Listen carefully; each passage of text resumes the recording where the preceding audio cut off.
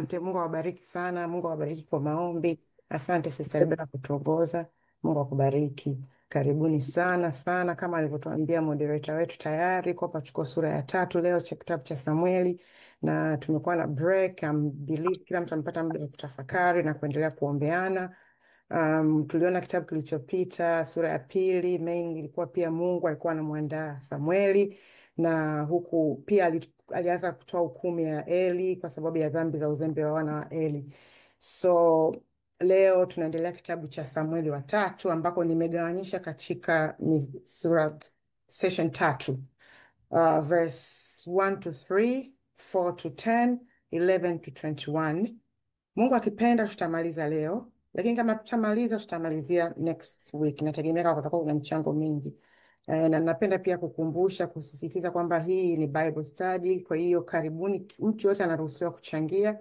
Mimi niko tu hapa kwenye neema ya kuongoza, lakini sio kwamba ni mwalimu, na mimi niko hapa kujifunza. Kwa hiyo karibuni sana, mwe free kuchangia na kuuliza. Karibu Holy Spirit and take over. Tunakuomba utake over, Holy Spirit, in the mighty name of Jesus.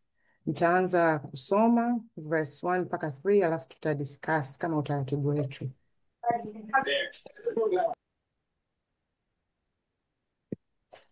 Tasoma kama ilivyoandikwa. Kijana Samueli alihudumu mbele za Bwana chini ya Eli. Katika siku zile neno la Mungu lilikuwa adimu, hapakuwa na maono mengi. Usiku mmoja Eli, ambaye macho yake yalikuwa yamefifia sana kiasi cha kwamba aliona kwa shida sana, alikuwa amelala mahali pake pa kawaida. Taa ya Mungu bado ilikuwa haijazima, na Samueli alikuwa amelala hekaluni mwa Bwana, ambapo sanduku la Mungu lilikuwa. Asante kwako moderator. Amen. Kama alivyosema CEO, hii ni Bible study wapendwa. Kwa hivyo karibuni sana. Kama kawaida yetu, naomba tunyooshe mikono. Nitatoa fursa kwa wale watakao nyoosha mikono, alafu baadaye kwa wale ambao pengine wameshindwa kunyoosha mikono. Na kama uongei, tafadhali naomba ujimute, na pia naomba mahost na maco-host naomba pia muangalie ili tusije tukapoteza flow. Wa mute wake ili tusichanganye mambo. Kwa hivyo karibuni jamani, naangalia mikono. Ninaposubiri mikono, naomba nichangie point yangu nikisubiri wapendwa waje. Mimi point yangu ambayo nimeiona hapa ni kwamba katika kipindi hicho, yani kulikuwa na ukame, yani kulikuwa na ukame wa Mungu alikuwa yani Mungu alikuwa amenyamaza. Na hii tunaweza tukaona pengine ni kutokana na jinsi ambavyo ilivyomaliza ile chapter iliyopita, chapter 2, jinsi ambavyo Eli na watoto wake walikuwa wamefanya dhambi mpaka Mungu alikuwa amekasirishwa na akawa ametangaza hukumu kwa ajili yao. Kwa hivyo tunaona kwamba dhambi inapoongezeka Mungu huwa ananyamaza. Ndio maana unaona kwamba katika unaona hapo kwenye hiyo mstari wa kwamba kulikuwa na kipindi kile neno la Mungu lilikuwa adimu, hapakuwa na maono mengi. Kwa hivyo dhambi inapokuwepo Mungu haonekani, ananyamaza. Alafu pia kitu kingine, mstari wa 3 naona, lakini ijapokuwa kwamba kulikuwa na dhambi na neno la Mungu lilikuwa halipo na maono yalikuwa hayapo, lakini uaminifu wa Mungu na wema wa Mungu bado haukuondoka, kwa sababu hao walikuwa ni wana wa Israeli ambao walikuwa wamependwa, wameteuliwa. Kwa hivyo hata na sisi pia, hata kama kuna mambo dunia imeharibika, ina mambo mabaya, neema ya Mungu na covenant ya Mungu na uaminifu wa Mungu kwetu sisi haukomi, utabakia pale pale. Sisi ndio tunaoharibu, lakini Mungu bado atabakia. Ndio maana tunaona kwamba hapa na mstari wa 3, taa ya Mungu bado ilikuwa haijazimika. Kwa hivyo Mungu bado anaendelea kuwa na sisi hata tuwe wabaya kiasi gani. Baada ya kusema hayo, na kukaribisha Sister Kanani. Amen. Bwana Yesu asifiwe sana. Nashukuru. Mimi naangalia mstari wa kwanza. Anasema kijana Samuel alihudumia mbele za Bwana chini ya Eli. Kuna danger sana kufikiria kwamba wanaotakiwa kuhudumia ni watu wakubwa tu. Mara nyingi tunakuwa na watoto labda wadogo wamepewa vipaji mbalimbali, lakini jinsi tulivyo wanadamu tunaweza tukafikia kwamba watoto hawafai au hawastahili kuwa kuhudumu mbele za Bwana. Na kaushahidi tu kadogo. Kuna familia, memba wa familia yetu ambayo ni katoto kadogo, kalikuwa kana miaka 2-3, kalikuwa na uwezo mkubwa sana wa kufanya kuhusiana na mambo ya Mungu, kusoma neno, kuhubiri, vitu kama hivyo. Lakini kwa sababu ya uoga wa wazazi kwamba anaweza akafanyiwa kitu na watu walimpata mama yake wakamwambia usimpeleke huyu mtoto mbele, maana anaweza akafanyiwa tatizo au mambo ambayo watu wanasema labda ushirikina, kwa sababu adui apendezi. Lakini ukweli, kwa sababu mtoto ambaye Mungu amemchagua ana kipawa ambacho Mungu amekiweka, Mungu mwenyewe atamlinda. Hatutaki kuogopa, kwa sababu ukweli ni Mungu anayelinda kila mmoja.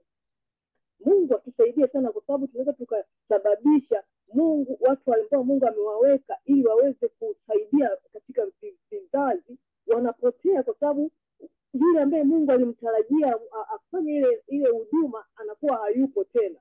Kwa hiyo tunahitaji kuwa waangalifu tunapopewa neema ya Mungu, kutambua kwamba hata watoto wetu au watu wote ambao Mungu ameweka karibu yetu wana kipaji fulani, tutakuwa kuendeleza, sio kuvistopisha. Tunamwona Eli hapa, kama tunaambia kwamba watoto wake walikuwa waovyo, lakini bado alimsaidia huyu kijana. Kwa Mungu anapokupa neema hii ya kujua haya mambo, kwamba mtoto pale atakuwa alelewe kuelewa neno la Mungu, tutakuwa tukazane kumsikia yeye aendelee kwenye ile direction ambayo Mungu anampangia. Basi ningependa tu kusisitiza kwamba sisi ambao tunapewa hii opportunity, tumuombe Mungu sana atupe neema na rehema zake za kuweza kuwasaidia wale waliotuzunguka ambao wanahitaji kuweza kupata nguvu ya kuweza kusonga mbele. Umeona? Again, tunaona despite of all huyu mtoto, wale walikuwa na msaada walikuwa ovyo, lakini bado yeye alikuwa anasimama mbele na hudumu.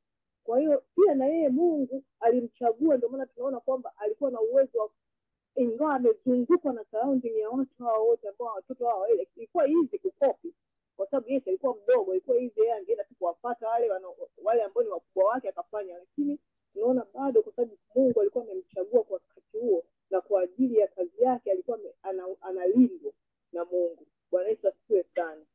Amen. Amen. Amen. Asante sana, ubarikiwe sana Sister Kamani. Sijui ni kati ya, nina mikono miwili, nina Jen na verse by verse wawili. Aliyenyanyua kwanza naomba aongee kwanza, alafu mwenzake atamfuata. Sorry, mimi ya kwangu ni fupi tu, ni kuhusu hiyo ya lamp, kwamba ilikuwa haija nini, Sister Razia ameiongelea hapo. Kuna mambo mawili. Physically tunakumbuka kwenye vitabu vya, ukienda kusoma kule vitabu ambavyo vilikuwa vinaelezea mambo ya kwenye Exodus na Leviticus, ilikuwa inaelezea jinsi ambavyo hekalu la Mungu linatakiwa liwe kept. Tunakumbuka hata mara nyingine hapa huwa tunasoma kwamba tunaomba, nakumbuka wakati wa maombi huwa mara nyingine tunaomba kwamba moto au taa ya Mungu iendelee kuangaza mahali hapa, isizimike. Ndivyo ilivyokuwa wakati ule kwa sheria zilizoko katika kitabu cha Leviticus. Ilikuwa ni kwamba kwenye hekalu taa isizimike mpaka asubuhi. Kwa hiyo mwandishi anavyotuambia kwamba ilikuwa bado, alikuwa anajaribu kutuelezea ulikuwa ni muda gani ambapo hayo matukio tutakayoenda kuyaona baada ya mstari wa 3 yalivyotokea. Kwa hiyo alikuwa anatu prepare our mind to know the time. So it was before dawn, ambayo tunaweza tukasema maybe it was between midnight and tunajua kule kwetu kule kwetu huko Middle East jua lina nani mapema. Kwa hiyo ilikuwa ni moja, lakini vile vile kama alivyosema dada Razia, inaweza kuwa inataka ni symbolic. Tunajua Mungu anaonyeshaga ishara katika kitu chote tunachovisoma, especially Agano la Kale. It was a symbol of what God was doing in the lives of Israelites, kwamba taa pamoja na kuwa haya yote, pamoja ni kwamba ni usiku, lakini bado taa yangu bado inaangaza. Asubuhi itakuja. Na asubuhi ikija ina maana taa you may not need it, lakini the morning is coming soon. Lakini tunaona hiyo, na kwa hiyo na hii inaweza katu encourage hata sisi. Tunaweza kuwa tunapita mahali kweli ni giza, lakini tukumbuke ya kwamba taa ya Mungu bado inawaka katika maisha yetu, hata kama ni kadogo. Kuna mahali huwa wanasema kwamba kale kataa kadogo kale tunachotakiwa ni kufanya nini? Ni kuchochea. Mungu atubariki. Amen. Amen.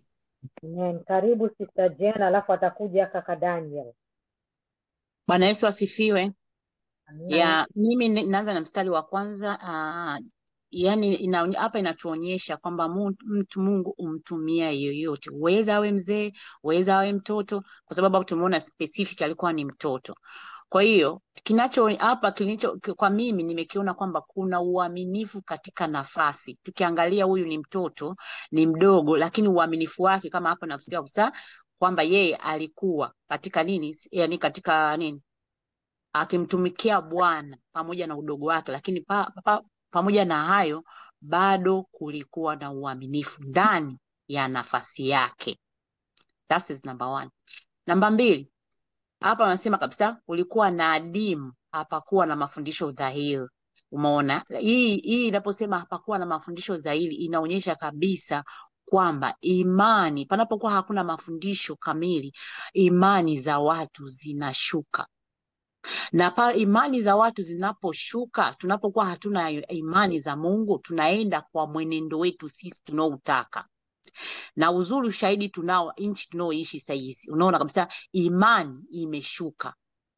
Japokuwa neno lipo kwa wenyeji tunaona kwamba I can't believe this, I can't believe that, na makanisa tunayoabudu ndivyo. Sasa nataka kuongea, panapokuwa na ukame na imani inashuka, ndipo uovu na dhambi inapokuwa inaonekana dhahiri. Maana tunapokuwa na imani, dhambi ukimbia. Kunapokuwa hakuna imani, dhambi utambaa. Lakini nataka kumalizia katika mstari huo wa 3.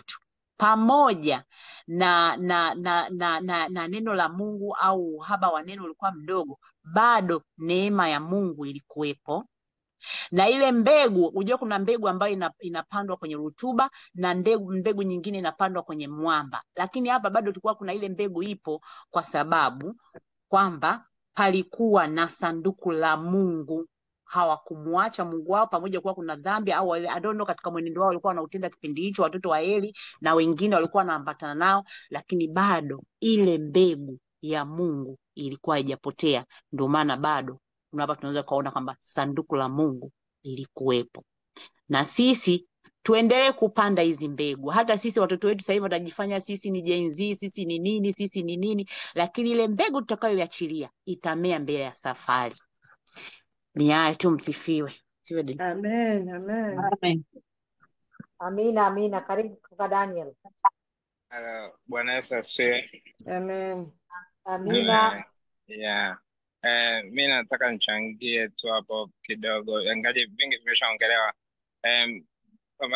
Kwa mfano kuhusu hiyo taa kutokuzimika, theologically pia unaweza kuangalia kwenye mtazamo wa kwamba ni ile uwepo wa Roho Mtakatifu.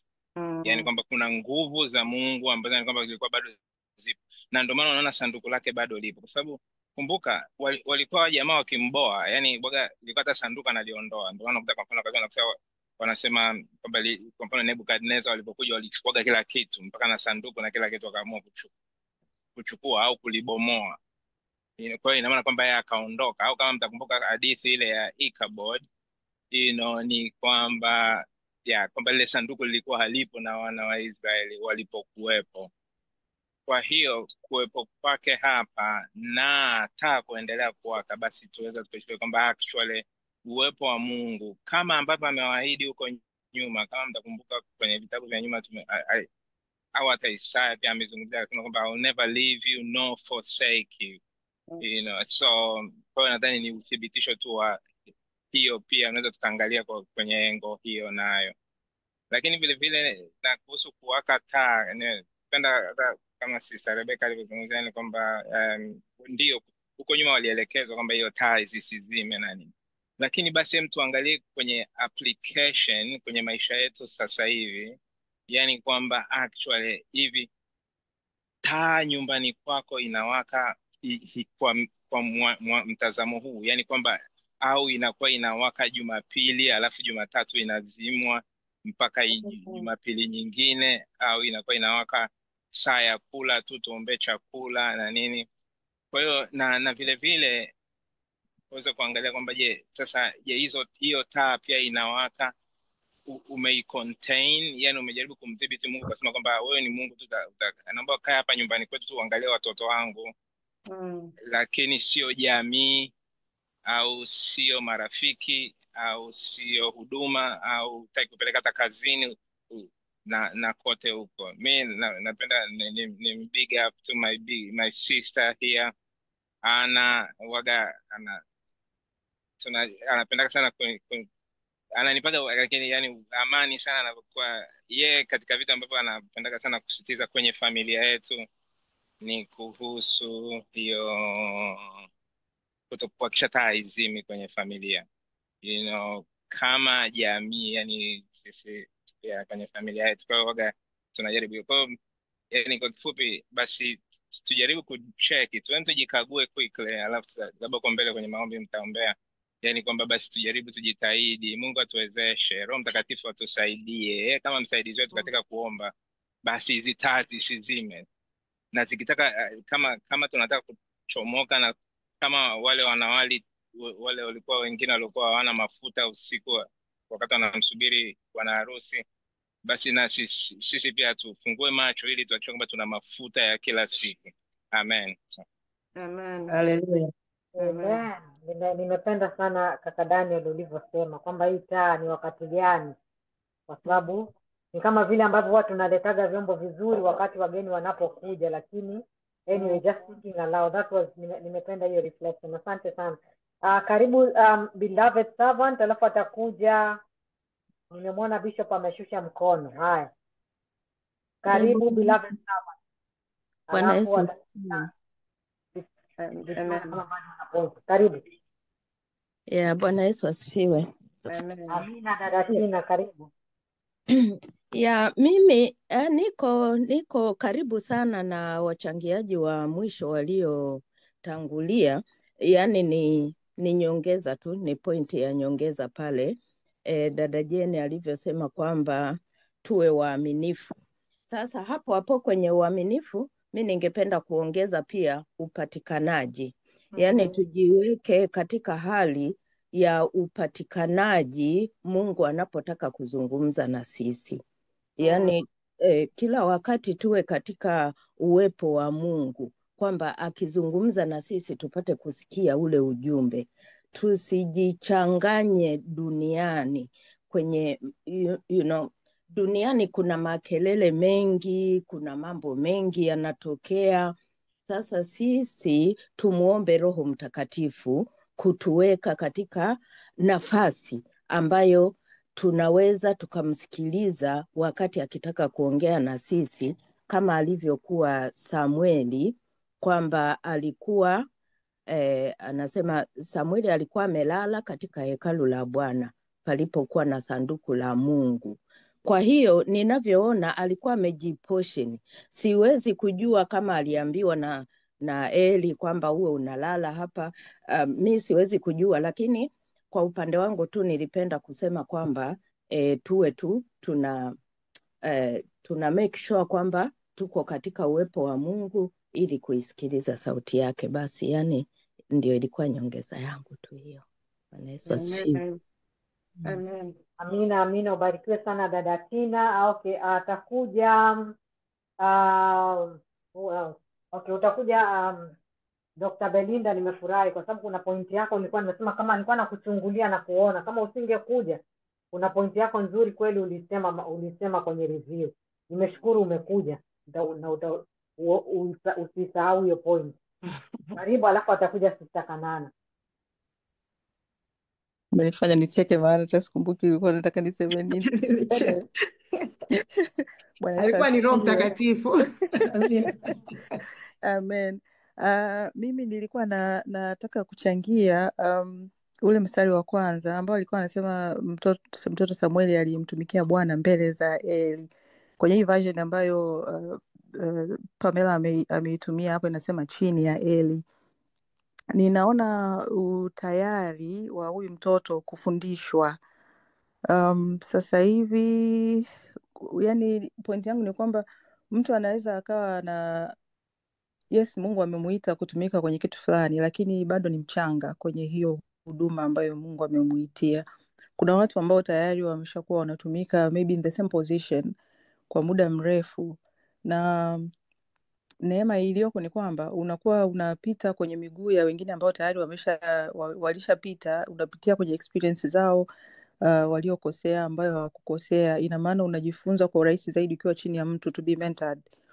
Lakini kama hauko tayari, ina maana utaenda tu mwenyewe, alafu pamoja na kwamba Mungu anakutumia, lakini kutokana na ule uchanga unaweza ukapoteza muda mwingi zaidi na kufanya makosa ambayo ungekaa kumbe chini ya mtu ukakubali kufundishwa, usingepita kule, ukapoteza muda. Kwa hiyo naona ule utayari, unyenyekevu, sijui niite wa Samueli, kukaa chini na kufundishwa. Maana kama alikuwa somehow anajua kwamba Mungu ananitumia, angeweza kuwa na kiburi, akakataa, akataka kuanza kusimama mwenyewe. And the other part also is also valid, kwa maana ya sisi ambao tayari sasa tumeshatangulia kwa kiasi fulani, tuko tayari kusaidia ambao wanaanza sasa hivi, not only kwenye profession, lakini hata kwenye mambo ya Mungu, kwa sababu kuna watu ambao tayari wameanza kutembea na Mungu for years. Tayari kuna vitu vingi wameshajifunza kuhusu Mungu. Ukikubali yani sasa wale watu ambao wameshakaa tayari na Mungu siku nyingi, kuwa tayari kumenta walioko chini wanaoanza leo. Kwa sababu tunaweza kwa mfano tukawa unaongoza mtu sala ya toba, yes fine, anaamua kumpokea Kristo, then what? Unakuta kuna baadhi ya makanisa ambayo hayana program nzuri. Yule mtu anabaki tu kuwa ana hang, aende akae kama kuku wa kienyeji akajitafutie mwenyewe. Ukikuta sehemu ambazo ziko vizuri, wanakuwa na programs nzuri za kuwamenta wale watu mpaka waweze kusimama. Kwa hiyo both ways, kuwa tayari kuwa mentored and to be mentors as well. Amina. Amen. Mtumishi, naomba nichangie. Naona ndani yangu inanikosa sehemu ya kuweka kunyoosha mkono. Asante. Bwana asifiwe. Amen. Siko mbali na mchangaji uliopita Dr. Belinda, but from a different perspective. Neno la Mungu linasema kijana Samueli alihudumu mbele za Bwana chini ya Eli. Mbele za Bwana alafu chini ya Eli. Na tunafahamu kwamba Eli ni kuhani. Kwa hiyo kuna umuhimu wa kuwa na baba wa kiroho. Unapokuwa unahudumu mbele za Bwana, ni muhimu sana kuwa na baba wa kiroho. Kama ambavyo sisi tuko chini ya Kristo, Kristo yuko chini ya Mungu. Ni muhimu sana kwamba kila mtu amake, ni rahisi hata unapokuwa unaitwa na Mungu uelewi, kuwe na baba wa kiroho ambaye yani as a point of reference, kama ambavyo ilivyokuwa kwake huko mbele tutaona. Alimfuata na akamwambia kwamba akikuita sema kitu fulani. Kwa hiyo ni somo la kujifunza. Wengi tunajionaga kama tukishafika kwamba sihitaji kuwa na baba wa kiroho.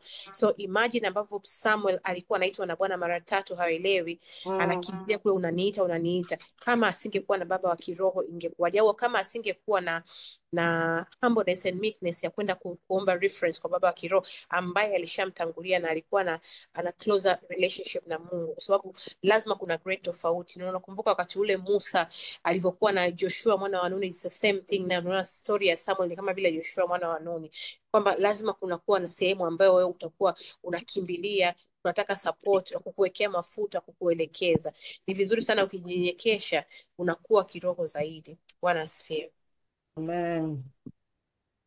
Amen. Amen, amen, amen. Okay. Sister Jen, karibu tena. Yeah. Bwana Yesu asifiwe. Siendi mbali sana kama alivyoongea dada Belinda na dada Ana. Ni kwamba hapo kuna kitu mimi nimekiona kwamba pamoja, yani alitii kutumika. Alikuwa anajua ni Mungu amemuita, lakini alitii kutumika chini ya Eli, muona akiwa kama baba wa kiroho au kuhani, pamoja na mapungufu aliyoyaona kwa kuhani wake, lakini bado alikuwa mnyenyekevu labda na kutii kutumika. Pata picha mimi na wewe tunaenda kutumika kwa yani kwamba najaribu kuongelea katika hali halisi nao, yani kwamba tunapata kwamba nenda, yani kwamba Mungu anakuelekeza nenda katumike kwa kuhani fulani au mtumishi fulani. Ukiangalia matendo mengi yanayofanyika kwenye nyumba yake, yani unasema pale Mungu hayupo. you know, human being we like to judge or whatever, na sometimes sio kama tuna judge labda uelewa wetu na understanding zetu, kwamba mimi naendaje, ni maswali ambayo utakuwa unajiuliza, mimi naendaje kutumika kwenye ile nyumba ambayo yule baba ni mchungaji, lakini purukushani zinafanyika pale ingeyatoka, au kwa watoto wake kitu kilichowazunguka unaweza ukakataa. Lakini kwamba hapa unajua kwamba yani kwamba alikuwa akimtumikia Mungu wake chini ya. Kwa hiyo na sisi tunapoenda, kwa sababu hichi kitu tunachokiongea kinatufanyaga sana, tunakimbia makanisa, tunakimbia watumishi baada ya kuwajaji kwa vitu walivyo navyo. Kwa hiyo na sisi itupe nguvu, itupe uweza kusema mimi natumika kwenye hili kanisa, pamoja na makolokolo yote yanayofanyika hapa nitasimama, kwa sababu Mungu anasema anamchagua mtu mmoja atakayesimama sehemu ilipobomoka. Nguvu yetu iwe tegemeo kwa Mungu, japokuwa tunategemea, yani tuko chini ya mtu fulani, napo japokuwa kuna mapungufu. Ni hayo, tubarikiwe. Amen. Amina, amina. Naangalia mikono. Okay, karibu Sister Kanana. Amen. Mimi kuongezea tu hapo James, unatakiwa kuwe na angalizo, kwa sababu kama wewe you are weak alafu unaenda sehemu ambayo sio sahihi, then unaweza ukapata matatizo. Kwa hiyo inatakiwa pia kuwe na discernment there. Unaweza kusikia sana kwa hata kuongezea tu. Amen. Amen. Amen. Na simu mkono ni wa zamani, kwa hivyo asante. Dr. Belinda, point yangu hiyo umeiongelea. Hiyo point nilikuwa nataka ndio hiyo iliyosema kuhusu swala la mentorship, kwamba nakumbuka ulisema hata mtu uwe mkubwa kiasi gani huwezi kuwa unajua kila kitu. You always need people wa kukufundisha na kukuguide. Asante. Naomba niachie hapo, mwachie Sister Pamela ataongelea points zingine kabisa. Karibu Sister. Asanteni sana kwa michango yenu mizuri sana, na nimejifunza pia. Yote nadhani iko sahihi. Nimependa sana hiyo discussion ya mwisho ya kwamba unahitaji baba wa kiroho, lakini kama uko weak, kama uko weak unaweza ukastukia kweli. Yani of course hata mimi wakati na tafakari nilikuwa nawaza kwamba unaweza ukaenda kwenye huduma alafu ukimwona mtu uko weak usijudge, kama alivyosema Sister Jane. Angalia ile kitu alichobeba yule mtu. Saa nyingine Mungu anaendelea kuheshimu. Lakini point ambayo nakuja nayo hapa, kama ukiona mstari wa kwanza, tunaona unasema kijana Samueli alihudumu mbele za Bwana chini ya Eli. Unaona? Alihudumu mbele za Bwana chini ya Eli. Kwa hapa inamaanisha kwamba both, yani hakutegemea sana, alimheshimu yule mentor kama kiongozi wake, kama baba wa kiroho. Alikuwa chini ya uongozi ambayo ni very perfect, ni sawa kabisa kama alivyosema Sister Anna, ni vizuri kuwa nayo. Lakini je, unapokuwa chini ya kiongozi, unahudumu mbele ya unamtegemea yeye au nani unafanya? Unaelewa? Yani kwamba kwa sababu unaweza kuwa kwenye nyumba ya ibada, unaweza kuwa wote hapa tuna huduma, utakuta mtu mwingine labda anasafisha, ushering, anaongozwa kwenye maombi, anything. Lakini je, unafanya kwa mbele za Bwana au unafanya mbele ya yule mchungaji? Yani kwa sababu unaweza kuwa unastukia ukao umekuwa trap, unakuwa unaenda kumfurahisha tu kiongozi. Unaweza ukafikiria leo niko zamu, sijaenda kanisani siku nyingi, mchungaji asije akaniuliza, sijafanya hii zamu, wana kikundi wasije akaniuliza. Je, unafanya mbele za Bwana? Nadhani tofauti ni hapo, mbele za Bwana chini ya kiongozi. Kwa sababu ukisema tu ufanye kwa ajili ya kiongozi, what about God? Kwa sababu Mungu ndo anaona motive zetu. Mungu ndo anaona moyo unachofanya. Anajua nia yako. Anajua kabisa kama unataka kumfurahisha binadamu au unaenda kumfurahisha unataka kwa sababu yake. Yani mara nyingi sana itakuwa hata kutafuta kwenye swala la sadaka, of course hapa tuniongelea sadaka, lakini tujaribu kufanya mbele za Bwana. Wakolosai anatuambia, Wakolosai 3:23 anakuambia, lolote mfanyelo fanyeni kwa moyo wote kama watu wanaomtumikia Bwana na si wanadamu. Kwa ukiwa pale na aim ya kumtumikia Bwana, hata ukiwa chini ya uongozi, I believe Mungu atakuonesha. Kwa sababu hasara ya kumtumikia, ya kuenda kwa kiongozi 100%, unaweza kustukia umeingia kwenye mfumo ambao moto wa Mungu umezimika. Unakuwa umefanya kazi chini ya ile, unakuwa hujamuinvolve Mungu. Kwa hiyo unastukia unaona didimia. Lakini kama umemuinvolve Mungu, moyo wako, your motive is like, I'm doing this for you Lord. Hata kama Mungu atakuonyesha, na hata kama kuna uongozi ambao uko weak, Mungu atakuonyesha sehemu sahihi, hawezi kukuacha. Umeona? Kwa sababu unaona hata Mungu alimtoa Samueli kwenye mapokeo ya Eli na akampa maono mapya kwa ajili ya taifa. alikuwa anamtumikia Mungu na alikuwa chini ya uongozi. Amen. Neno jingine ambalo nimeona kwenye mstari wa pili, yani kipengele cha pili, neno la Mungu lilikuwa adimu, hapakuwa na maono mengi. Hapa nadhani watu wengi mmediscuss, nimependa sana michango yenu. Kwa hiyo hapo tunaona sio kama lilikuwa halipo, Biblia inasema lilikuwa hadimu na maono, hapakuwa na maono mengi. Kwa hiyo sio kama hakuna, ilikuwa tu adimu na hakuwepo mengi. Kulikuwa kuna ukavu wa kiroho inaonekana. Kwa hiyo na tunajua ni kwa sababu tunaona wana wa Eli ambao walivyotenda dhambi mbele za Bwana na uovu ukafunika, unajua, kukaleta ukame wa kiroho. Taifa lilikuwa linaishi kwenye neno la, yani hakuna neno la Mungu yani ilikuwa adimu, neno la Mungu lilikuwa adimu. Lakini hapo inaonyesha, kwa sababu ukisoma inaonyesha kulikuwa kuna ibada, kulikuwa kuna hekalu, kulikuwa kuna makuhani, lakini bado neno lilikuwa adimu. Unajua walikuwa wanafanya tu huduma bila kumsikia Mungu katika hiki kizazi cha Eli. So huduma ilikuwa inaonekana nje tu, lakini ndani kulikuwa na ukavu wa kiroho. Kwa hiyo na sisi pia tutafakari kwenye huduma huku tunakuwepo, kwenye huduma zozote zile tulizopo. Mungu atusaidie sana, Mungu aturehemu. Sababu unaweza kuwa kwenye hekalu, unaweza kuwa kwenye nyumba ya Mungu, Mungu yupo, lakini je, kuna ukavu? Kwa nini? Kama alivyosema Sister Razia, mahali ambako dhambi inatawala, maono yanapungua. Naona kuna Isaya, ngoja niangalie, nimezibwa na kitu. Isaya 59:2, lakini maovu yenu yamewatenga ninyi watu wa Mungu wenu, dhambi zenu zimewaficha ninyi uso wake ili asisikie. Kwa hiyo Mungu atusaidie sana na tuendelee kutafakari, kwa sababu yani I believe Mungu pia anatafuta mtu wa kusikia, sio tu mtu wa kuhubiri. Mungu atusaidie sana tutafakari katika maisha yetu. Pale unavyoona ukavu, je, ni kwa sababu Mungu neno limekuwa adimu au ni kwa sababu tu masikio yamefungwa? Amen. Maanake unaweza kuwa kama hivi, unaona kama wale wako hekaluni, lakini bado kulikuwa kuna ukavu. Kulikuwa kuna sanduku la agano na Eli alikuwa kuhani wa kisheria, neno liko haba. Hii inaonyesha kwamba hata uwepo wa kimfumo haimaanishi kwamba ndio kuna uwepo wa Mungu, yani ndio Mungu anaongea. Kunaweza kuwa na mfumo huo. Kwa mfano tunavyomwona Eli alikuwa kuhani, kulikuwa kuna sanduku, lakini bado kulikuwa kuna uhaba. Pia nimeona hii pia ni symbolic, nimerelate na miili yetu. Mungu atusaidie sana, Mungu aturehemu, sababu tunajua neno linasema miili yetu ni hekalu la Roho Mtakatifu. Kwa hiyo je, hata sisi tunamsikia Mungu katika tunasikia haya mahekalu yetu tunayo, tunatembea kama ngome ya Roho Mtakatifu. Je, tunasikia sauti? Isaya inatuambia 29:13, watu hawa wanaheshimu kwa midomo yao, bali mioyo yao imo mbali nami. Mungu atusaidie sana. Hii ya taa, kuna wengine mmeshaongelea vizuri sana, nimependa sana michango yenu kuhusu taa. Hii taa ilikuwa, Rebecca pia ameeleza vizuri, lakini naomba tu nitaeleza kirefu kidogo kwamba ilikuwa ni kinara cha taa cha dhahabu, the golden lampshade.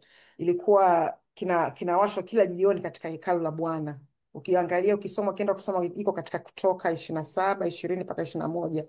Mungu aliagiza taa hiyo iwashwe usiku kucha mpaka asubuhi.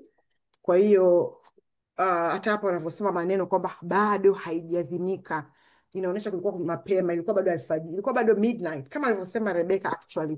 Kwa hiyo ilikuwa bado haijazimika, kwa sababu taa ilikuwa inawasha usiku mpaka asubuhi. Kwa hiyo ilikuwa ni kabla ya asubuhi. Kwa kifupi, ilikuwa ni usiku kuelekea alfajiri, na Samuel alikuwa amelala kando ya sanduku la agano, na ndipo Mungu alipomwita kwa mara ya kwanza. Tutaona huko mbele. Kwa hiyo pia taa ni ishara ya neno la Mungu. Zaburi 119:105 inatuambia neno ni taa ya miguu yangu na mwanga wa njia yangu. Hivyo basi taa ya Mungu haijazimika, inaonyesha ufahamu, yani ilikuwa bado ipo. Kwa hiyo ilikuwa inaonyesha kwamba ufahamu wa neno kulikuwa bado kuna hiyo tumaini, kuna hiyo neema. Kuna mtu amechangia vizuri, kuna mtu amesema pia kwa bado kuna neema. Kwa hiyo ilikuwa bado taa inawaka, ni symbol, ni kama ni symbol pia as well, kama alivyosema Sister Rebecca. Kwa hiyo taa pia kama ishara ni mabadiliko ya majira ya kiroho. Ilikuwa kuna tumaini kabla ya giza kamili kuingia, na Mungu alikuwa anaanzisha kizazi kipya cha kiroho kupitia Samueli nabii, ambaye ndo atakuja kuleta nuru mpya katika Israeli.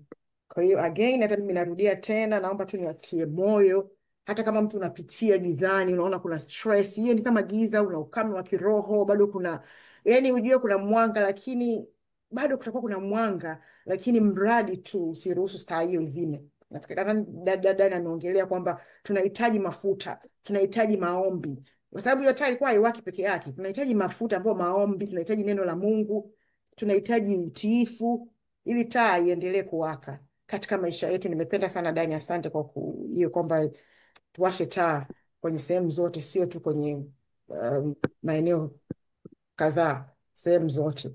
Mungu atusaidie sana. Na pia katika Zakaria, ukisoma Zakaria 4:1-6 inaonyesha kwamba taa inawakilisha mwanga wa Roho na ufunuo wa Mungu unaongoza katika giza la maisha.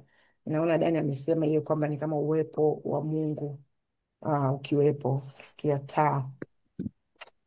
Na kwa kifupi, sanduku la Mungu. Naongelea tu kwa kifupi sanduku la Mungu. Samuel alikuwa amelala hekaluni mwa Bwana, ambapo sanduku la Mungu lilikuwa hekaluni. Kwa hiyo kwa kwenye tabernacle, kwenye hekalu, hii ilikuwa ni kabla ya hekalu la Suleiman kujengwa. Kwa hiyo sanduku la Mungu ilikuwa ni ishara ya uwepo wa Mungu. Hii unaweza ukaipata kwenye Kutoka 25:22. Kwa sababu Mungu alisema, ndipo nitakutana nawe na kuongea nawe juu ya kile kiti cha rehema kilicho juu ya sanduku la ushuhuda. Kwa hiyo Samuel alikuwa amelala karibu kabisa na uwepo wa Mungu kimwili na kiroho. Sanduku hili nadhani tutakuja kujifunza baadaye, lakini kwa kifupi lilikuwa lina vitu vitatu. Lilikuwa lina vibao vya sheria, lile neno la Mungu, lilikuwa lina mti wa ile kijiti cha Aaron ambao ni ishara ya uongozi, na kilikuwa kina chungu cha mana, ishara ya riziki na neema ya Mungu. Kwa hiyo asanteni, tunaingia sehemu ya pili. Naomba nitasoma alafu tutaendelea na discussion. Kisha Bwana, ambao ni mstari wa 4 mpaka wa 10. Kisha Bwana akamuita Samueli. Samueli akajibu, mimi hapa. Naye akakimbia kwa Eli na kumwambia, mimi hapa, kwa kuwa umeniita. Lakini Eli akasema, sikukuita, rudi ukalale. Hivyo akaenda kulala. Bwana akaita tena, Samueli. Naye Samueli akaamka kwenda kwa Eli na kusema, mimi hapa, kwa kuwa umeniita. Eli akasema, mwanangu, sikukuita, rudi ukalale. Wakati huu Samueli alikuwa bado hajamjua Bwana. Neno la Bwana lilikuwa bado halijafunuliwa kwake. Bwana akamwita Samueli mara ya 3, naye Samueli akaamka kwenda kwa Eli na kusema, mimi hapa, kwa kuwa umeniita. Ndipo Eli akatambua kuwa Bwana alikuwa akimwita kijana. Hivyo Eli akamwambia Samueli, nenda ukalale, akikuita sema, nena Bwana, kwa kuwa mtumishi wako ananisikiliza. Hivyo Eli akamwambia Samueli, nenda ukalale, akikuita sema, nena Bwana, kwa kuwa mtumishi wako ananisikiliza. Hivyo Samueli akaenda na kulala mahali pake. Bwana akaja akasimama pale akiita kama hapo awali, Samueli, Samueli. Kisha Samueli akasema, nena Bwana, kwa kuwa mtumishi wako anasikiliza. Karibu kwako moderator. Na Amina. Thank you. Jamani, naangalia mikono. Karibuni. Mimi naomba nichangie pointi yangu moja. Okay. Naomba nichangie pointi yangu alafu nitamkaribisha Bishop. Bishop, usishushe mkono, you are coming next. Okay, naomba nisikupreempt. Ya kwangu kibakia nitachangia. Naomba karibu Bishop, karibu. Bwana Yesu asifiwe. Amen. Naongea kitu kidogo sana kuhusu mstari wa 4. Mstari wa 4 tunaona Samueli anaitwa. Na katika uko kuitwa mimi ninajifunza vitu vichache. Kwamba mtu akiitwa na Bwana, unaona kuna watu wengi waliitwa na Bwana. Kile Jeremiah waliitwa, Isaiah aliitwa. Naangalia hata watumishi naweza nikasema mtumishi Dani kaitwa, Pamela kaitwa, unaona? Watu wengi wameitwa na Bwana, lakini kitu ninachojifunza, there is unique way for each and everyone. Tunasomaga vitabu, the other day tulikuwa tuna discuss nafikiri discussion kwamba watu wameitwa tofauti, lakini wanaandikaga vitabu kwamba kama Bwana amekuita inatakiwa iwe 1 2 3 hivi na hivi na hivi. Lakini kitu ninachojifunza kwamba kila mtu ana njia yake ya kuitwa, si ndio? Hatuwezi kumlimiti Mungu kwamba jinsi alivyomuita Ana ndo pia atamuita na Joy, si ndio? Ni tofauti kabisa. Watu wanaitwa tofauti na wana karama tofauti katika wito wao, si ndio? Lakini kitu kingine ninachojifunza hapa ni sauti ya Mungu katika maisha tunayoishi sasa hivi. Kama mtumishi nafikiri Sister Tina ameongelea makelele. Kuna makelele hata kumsikia Mungu, yani neema, yani kusema kwamba neema nikae katika kujifunza, unajua, na kumeditate katika neno la Mungu ili nisikie sauti ya Mungu. Sometimes tunasikia sauti zetu wenyewe, sometimes tunasikia sauti za adui, sometimes tunasikia sauti za watu na vitu vya duniani, lakini ile kumjua kwamba huyu ni Mungu kunahitaji ile kukaa katika miguu yake na kumeditate katika neno lake, si ndio? Na anasema katika Colossians 3:16 anasema neno la Kristo na likajae kwa wingi ndani mwenu. Hicho ndio tunachokihitaji. Tunahitaji kujazwa, unajua, kumeditate onto that word. Anasema Joshua 1:8 anasema this book of the law shall not depart from you. You should meditate day and night. Hiyo ndio inatakiwa kuwa desire yetu, si ndio? Kujaza neno la Mungu ndani yetu ili Mungu akiongea tuweze kusikia. Pia lakini kuna jinsi tofauti ambapo Mungu anapoongea na wewe kusema kwamba huyu ni Mungu, kuna ile peace, inner peace. Tunasoma katika Colossians 3:15 anasema let the peace of God rule in your heart, si ndio? Lakini pia kuna confirmation za watu wengine Mungu anapoongea, si ndio? Lakini ngoja niishie hapo na watu wengine waongee. Amina Bishop, point yako ungemalizia tu, tuwe na haraka ya kukimbia, point za wengine watajisema tu. Ubarikiwe sana. Karibu Sister Jen. Bwana Yesu asifiwe. Amina. Ya, kuna kitu hapo mimi nimejifunza kwamba Mungu anaongea na watu katika njia mbalimbali, na sio wote utaongea katika njia hiyo hiyo moja. Kuna njia ya ndoto, kuna njia ya maono, kuna njia ya neno, kuna njia ya unabii, kuna njia kutumia watu, kutumia social media, kutumia nyimbo za Mungu. Umeona? Sasa hapo Mungu yeye alimtokea kwa sijajua kama ilikuwa ni ndoto, maana hapo katika mstari wa 4 mimi sijaona kama ni ndoto, lakini mimi nataka niongelee katika maisha yetu sisi. Tunaona kama Musa kuna muda alikuwa anapanda mlimani. Alikuwa anajua akienda kule mlimani anamsikia na Mungu na anapokea maelekezo. Kwa hiyo na sisi wenyewe tuendelee kumwomba Mungu kwamba anapoongea na sisi, kila mtu ana njia yake. Kwa mfano mimi nataka nitolee mimi most of the time Mungu anaongeaga na mimi sana, labda naweza ikaingia YouTube nikaona kabisa hapa ni Mungu. Yani katika mahubiri mimi ndio Mungu sana. Kwa hiyo naweza nikaingia kwa social media nikakutana na kitu. Yani back to back, yani Mungu anaongea na mimi. Umeona? Kwa hiyo tuwe tayari kujua ni njia gani. Kuna mwingine Mungu anaongea naye kwa kutumia yani Biblia tu, akifungua anakuta Mungu anaongea naye. Kwa hiyo tuendelee kumtafuta Mungu kwa neno kama mara kwanza hapa mlivyosema, alafu na vile vile kuendelea kuomba kuwapata ile sauti ya kiroho. Umeona, masikio ya kiroho au sauti ya kiroho, labda niongelee katika hivyo, ili kutofautisha sauti ya Mungu na sauti zingine, kwa sababu hizi sauti mara nyingi zinakuwa zinaingilianaga mpaka unajiuliza hapa ni Mungu au nini. Lakini the more unapomtafuta Mungu zaidi unakuwa unazitambua hii ni sauti ya Mungu na hii sauti nyingine ni ya makelele.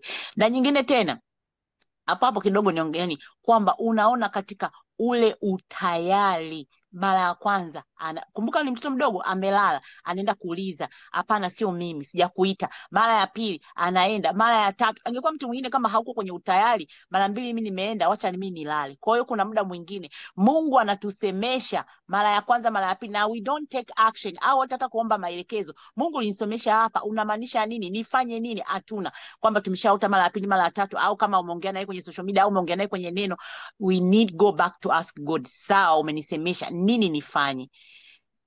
Basi naomba niachie hapo, niachie na wengine. Barikiwe. Amen. Tusiachie hapo, tufuatilie tujue. Amina, ubarikiwe sana. Karibu kaka Daniel. Asante, Bwana Yesu asifiwe sana. Amina.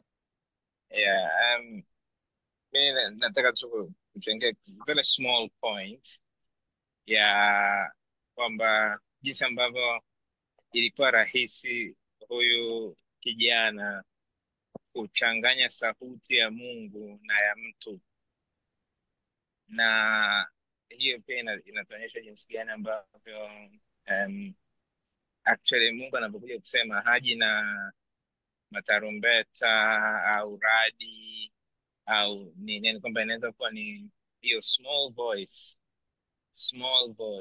ambao ndivyo kwamba unaweza ukachanganya ukafikiri kwamba labda ni mume wako anakuita au mke wako anasema au ni, lakini actually kumbe ni Mungu analeta ujumbe. Na nakumbuka mimi huko nyuma niliposomaga hii siku moja nakuwa najaribu kuiapply. Yani kwa mfano labda nimewasha TV nimekuta scripture inazungumziwa na mtu labda na mhubiri mwingine, alafu nikafungua Biblia na shangaa nikakuta labda ni the same scripture, alafu unatoka unaenda labda tuko Tanzania, napita naona daladala yenyewe nyuma imeandikwa mstari huo, nagundua ngoja basi nikae nimwambie Mungu, sema na mimi, sema basi nasikiliza, na naomba ukifanya hilo zoezi uwe tayari kwa sababu waga kunakuja na maelekezo mazuri sana kama mtu utaamua utaamua sasa kukaa kusema unasikiliza. Lakini ni kitu ambacho kinatokea, kwamba mimi binafsi najiongelea application ya hii ni pale ambapo kwamba sasa kuwa tayari kusikiliza na kumsikiliza Mungu, lakini ndivyo inakuja kwa sauti ndogo ndogo, whether inaweza kuwa ni maandiko tu kwenye daladala, alafu unaweza kushangaa baadaye ukija kukutana na hiyo daladala yale maandiko uyaoni, unaweza kushangaa hili mbona inafanana na ile daladala niliona ilikuwa imeandikwa kitu hiki, lakini tena hamna, hakipo tena. Kwa hiyo kuna vitu kama hivyo vinaweza vikatokea katika maisha yetu. Basi ni ule utayari, na najua tunaombeaga utayari hata katika maombi, kwa kweli maombi ya kabla ya masomo tunaombea labda uwe na utayari wa kupokea ujumbe unakuja kuongelea.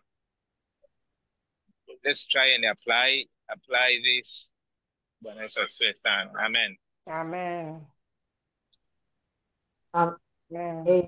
Amen.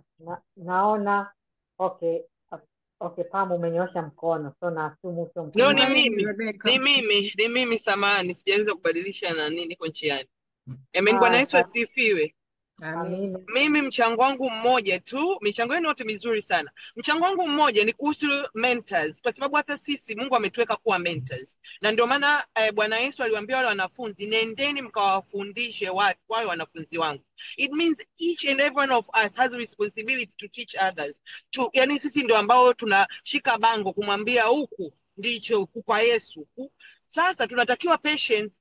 Imagine huyu Eli pamoja na nani yake yote na weakness yake zote alizokuwa nazo, lakini bado alikuwa very patient to this child. Most of us, especially najiangalia tu mimi usiku niamshe si mara 2 mara 3 ya kuita, ningeweza kuambia wewe bwana nenda ukalale, usirudi hapa tena kunisumbua. Kwa hiyo inatuonyesha nini? Kwamba watu walioko hawa wadogo, neno la Mungu linakwambia atakayemkwaza huyu mjoli. Hawa ni wajoli, watu ambao Mungu ameweka kwenye maisha yetu, tupate kuwaongoza katika njia inayopasa. Inaweza kuwa ni mtoto kweli, inaweza kuwa ni mtu mzima lakini mchanga kiroho. Whatever the situation is, as a mentor, we need to pray. Mungu atupe roho ya kuwa patient. Mama. Na tuwe patient, atupe hekima na maarifa na utambuzi. Au fikiria huyu isingeweza kumjia hiyo ya kusema itakuwa ni Mungu. Angemwambia tu bwana nenda ukalale, usinisumbue tena. Sijui unasikia vitu gani, unajua tena kama sisi wazazi wetu kule Afrika wangekuwa ni mkali sababu hata ungepelekwa na bao kuenda ukalale. Kwa Mungu atusaidie, ni hilo tunaongelea upande wa mentor. Mungu awabariki. Amen. Amen. Amina, umuhimu wa mentors. Karibu Sister Kanana, alafu Sister Jen tena. Ama? Amen. Yeah. Amen. Kumsikia Mungu, ndugu zangu, sio jambo la kubahatisha. Sio jambo la kubahatisha, kwa sababu sisi tuna Roho Mtakatifu. Ndio maana tumepewa Roho Mtakatifu ili atuwezeshe. Hii sio jambo la including myself, ni kwamba tunakuwa tunabahatisha sauti ya Mungu. Lakini anasema kwenye Yohana 10:27 pale anasema kwamba kondoo wangu wasikia sauti yangu, nami nawajua, nao wanifuata. Sio jambo la kubahatisha. Sisi bado hatujakuwa vizuri katika kumsikia Mungu sauti yake, kwa sababu Roho wa Bwana aishivyo ndani yetu ndivyo ambavyo ana reveal things ambazo tunatakiwa kufanya na kuisikia hii sauti na kuweza kutimiza makusudi yake. Amen. Amen. Amen. Amen. Sister Jen. Bwana Yesu asifiwe. Mimi kuna hili neno ambalo Eli alimwambia kwamba Bwana akikuita tena sema nena, aneneje. Kwa hiyo kwenye mstari wa 10 wakati Samueli anasema, Samueli akasema hivi, akasema nena Bwana, kwa kuwa mtumishi wako nasikia. Huu mstari umenibariki sana, yani nimeona yani kwamba ni mstari ambao umebeba moyo msikivu, moyo wenye unyenyekevu, moyo wenye utii, moyo unaonyesha uaminifu na moyo wenye ujasiri. Naomba niishie hapo, na Mungu atusaidie na sisi tukiwa kama watumishi tukawe na moyo wa usikivu, unyenyekevu na utii na uaminifu mbele zake. Amen. Amen. Amen. Okay, na mimi naomba niongezee point moja alafu nikuachie, najua muda umekwenda sana. Okay, back to Sister Belinda. Amina. Bwana Yesu asifiwe. Kuna jambo tu nitaka kushare kidogo ambalo niliwahi kufundishwa na mtumishi mmoja sometime back kuhusu kusikia sauti ya Mungu. Mara nyingi yes, as wengine wameshare, ni kitu ambacho sio kwamba hatutaki kufanya kwa kukibahatisha, lakini once you are in sync na Roho Mtakatifu ukawa unaweza kumsikia. Mara nyingi sasa unakuta kwamba sisi tunavyokwenda mbele za Mungu kwa maombi, for example, mara nyingi tunakuwa na ya kwetu. Unajua kabisa nataka kumuomba Mungu 1 2 3, utafika hapo, utaomba, utamaliza, in Jesus name amen, unaondoka. Kwa hiyo akawa anasema, wakati ananifundisha enzi hizo, akasema unavyomaliza kuomba pia usiwe na haraka ya kutoka kwenye uwepo wa Mungu. Stay there. Alafu kaa usikilize, umwambie Mungu kwamba niko tayari kusema na mtumishi wako, and then you'll be surprised na vitu ambavyo Mungu atakuwa anasema na wewe. Tatizo ni kwamba we don't take time ya kufellowship na kumsikiliza sasa. Amen. Amen. Alafu Sister Pam, utakapokuwa kwenye hiyo point ya Belinda aliyoongelea, kuna kitu uliwahi kukisema, sikiseme, hope utakikumbuka utakapokuwa unatoa feedback. Nisipokumbuka utanikumbusha. Asante. Amina. Sister Ana, karibu, naona ulinyosha mkono. Sister Ana Chacho, umeondoka. Amina. Bwana Yesu asifiwe. Amen. Siko mbali sana na wachangiaji waliopita. Kitu ambacho nimejifunza hapa, God speaks even in quiet seasons, even in dry seasons.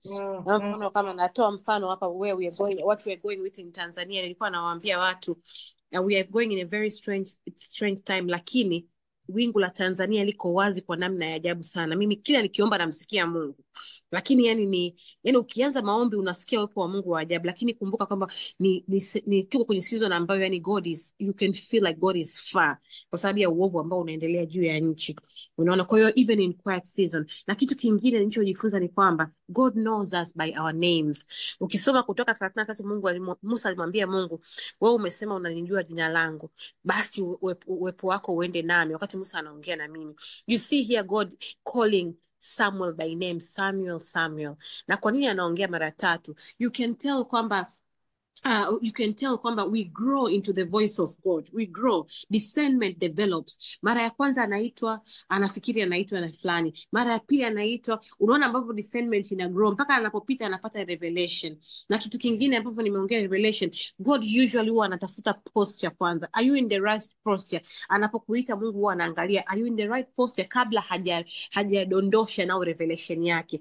If you are in the right posture, you will hear him calling you. Na utakapomuitikia, akiona umekaa naye vizuri, Mungu anaachilia mabomu yake, yani mengi tu Utasikia anakuambia hii season inapita hivi, hii season inapita hivi. Tutakapoendelea mbele utaona kwamba the posture of Samuel allowed God to reveal what he was going to do katika nyumba ya Eli.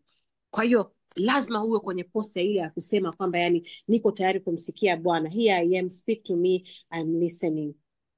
Na pia tunamwona ukisoma mstari wa 10 I believe anasema Bwana akaja akasimama pale akaita kama hapo awali. Kumbe Mungu huwa anakuja mpaka pale anakuja mpaka pale anatuita. Anasema akaja. The Lord himself comes, he stands, and then he calls by name. Ana, Ana, Ana. Wangapi wewe tunapataga neema kama hiyo? Mara nyingi sana inahitaji utulivu, unaitulivu na mara nyingi Mungu akiita mpaka mara ya 3 ina maana kwamba there is a confirmation that he wants. Na you see wakati ule uovu wa nyumba ya Eli ulikuwa unaendelea, tulisoma bule nyuma, uovu wa nyumba ya Eli uliendelea. Lakini sasa unaona ambavyo Samuel assumes the voice ni ya Eli kwa sababu kwamba hajawahi kumsikia Mungu anaita, kwa hiyo anakimbilia kule. Unaona obedience ya Samuel, unaona humbleness, unaona responsiveness. Wakati kipindi kile watoto wa Eli walikuwa hawako madhabahuni, mtoto mwingine analala pale pale chini ya sanduku la agano kama alivyokuwa anafanya Eli. So notice the difference between Samuel and Eli's son. Samuel anakimbilia kwenda kumsave, watoto wa Samuel wako wanamkufuru Mungu. Kwa hiyo ni vizuri sana kujifunza obedience to earthly authority often comes before training ground for recognizing divine authority. Lazima ukubali kuwa chini ya mtu. Na ile obedience kwa mchungaji Nkone wangu pale anaponiambia ana kesho kaongoze maombi, anafanya kitu fulani, unavuna kwa kumheshimu ile baba ambaye Mungu ameweka mbele yako. Bwana asifiwe sana.